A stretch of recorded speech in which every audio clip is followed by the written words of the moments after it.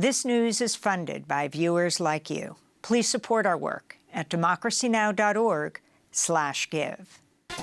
Welcome to Democracy Now!, democracynow.org, the War and Peace Report. I'm Amy Goodman. In Gaza, witnesses say Israeli soldiers shot displaced people at point-blank range after they raided Shadia Abu Ghazala school in the northern Al-Fallujah area. According to Al Jazeera, newborn babies were reportedly among the victims. Heavy bombardment continues throughout the Gaza Strip, including in Rafah and Khan Yunis, where homes, businesses, and schools were leveled in Israeli attacks. In Rafah, resident Mohammed Obeid joined rescue efforts Tuesday, searching for the rubble of a destroyed building that was attacked by Israeli rocket fire, killing at least 4 children. Whoever is left will battle with hunger, a battle of thirst, a survival battle in every sense of the word. There's no electricity, no fuel, no water, no medicine. Even the hospitals are suffering in dire need. Even first aid kits are not present in the hospitals. The situation is disastrous in every sense of the word. We're not interested in what is said, a truce or no truce, because we're busy with the daily survival battle, with the water supply, either fit or unfit for drinking, electricity, medicine, fuel. The humanitarian situation is harder than the war with the rockets. At the Kamal Adwan Hospital in Gaza City, a doctor says over 70 medical staff were taken by Israeli forces during a raid of the hospital earlier this week. Meanwhile, Save the Children announced a staffer and his family were killed by an Israeli airstrike in Gaza. Sama Aweda was 39 years old and the father of 4 young children aged 2 to 12 years old.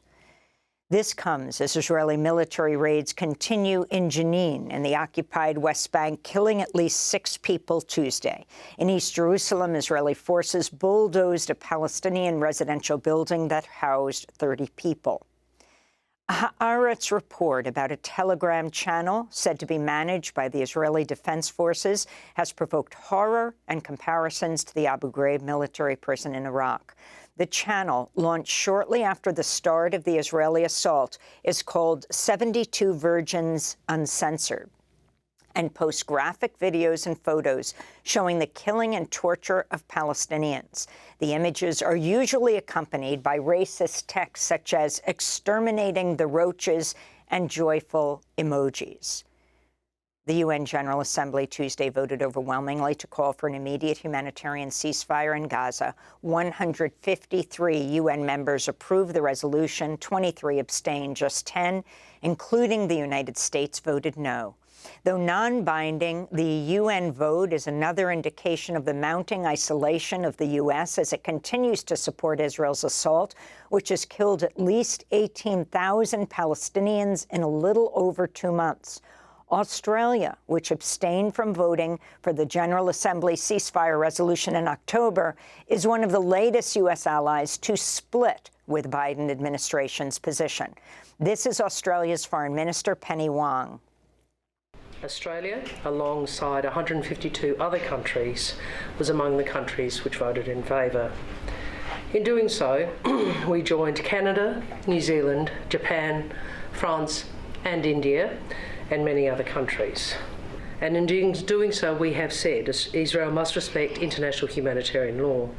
Separately, President Biden delivered his sharpest criticism yet of Prime Minister Benjamin Netanyahu, saying at a donor event, the Israeli leader, quote, has to change and that Israel is losing international support, citing its indiscriminate bombing in Gaza. Indiscriminate bombardment is a war crime. Biden's meeting at the White House today with families of U.S. hostages abducted by Hamas on October 7th. For the first time ever, the UN Climate Summit ended with a global agreement to transition away from fossil fuels. The deal was announced earlier today in Dubai as negotiations went into overtime and hailed as historic by the COP28 president, the head of the UAE oil company, Sultan Al Jaber. While the agreement was welcomed as a step forward, climate activists and nations worst hit by the climate catastrophe warned it doesn't go nearly far enough. And Rasmussen of the Alliance of Small Island States called out fellow delegates for passing the agreement, while representatives from the 39 states and her coalition were not in attendance, noted some of the deal's weaknesses. We have come to the conclusion that the course correction that is needed has not been secured. We have made an incremental advancement over business as usual, when what we really needed is an exponential step change in our actions and support. We'll go to Dubai for the latest on this new agreement that says phase down, not phase out, fossil fuels.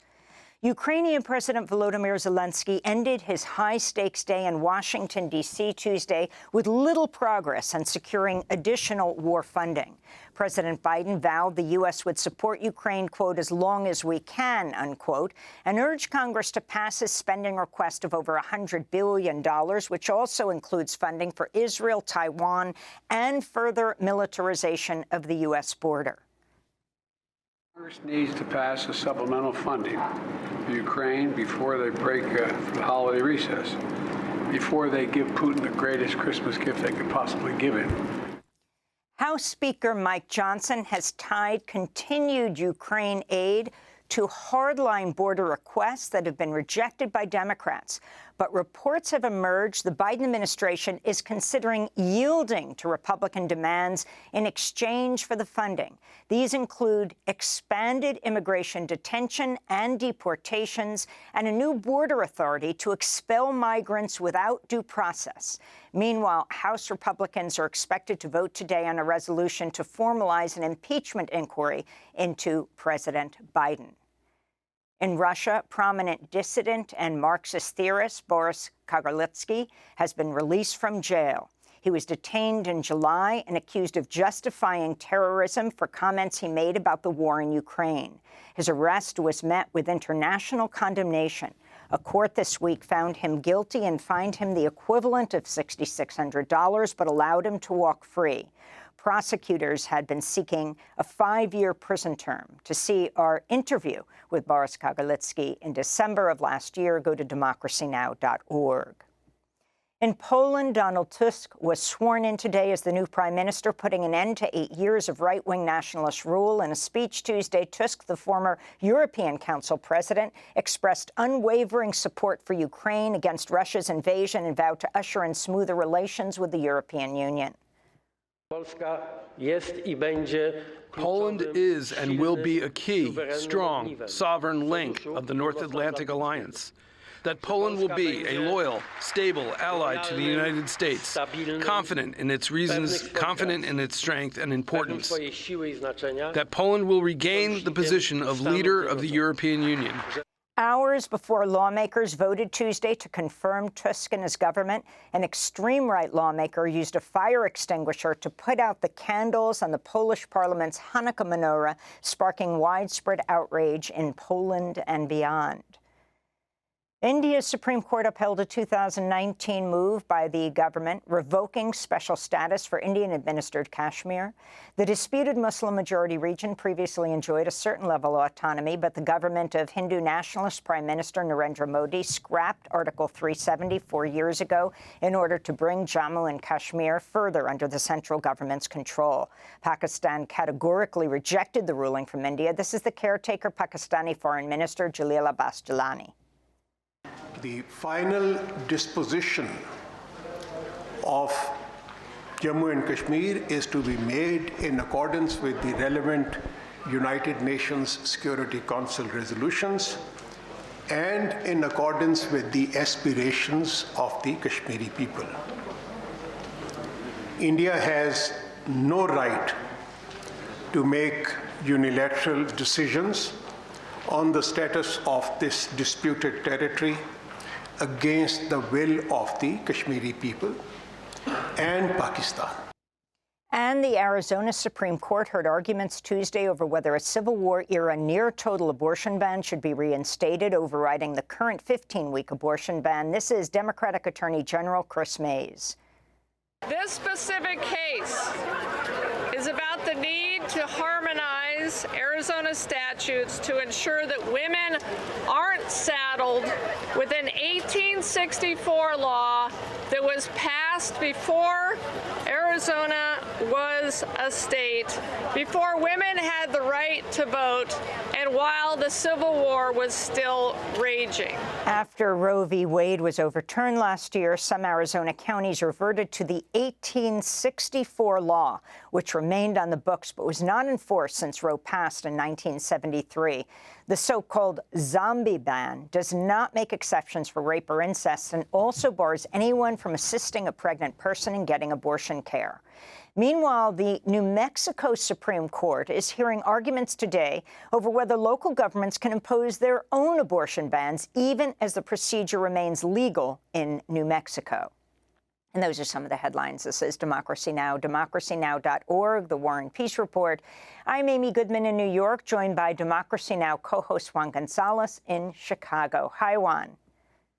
Hi, Amy, and welcome to all of our listeners and viewers across the country and around the world. Democracy Now! Is funded by viewers like you. Please give today at democracynow.org/give.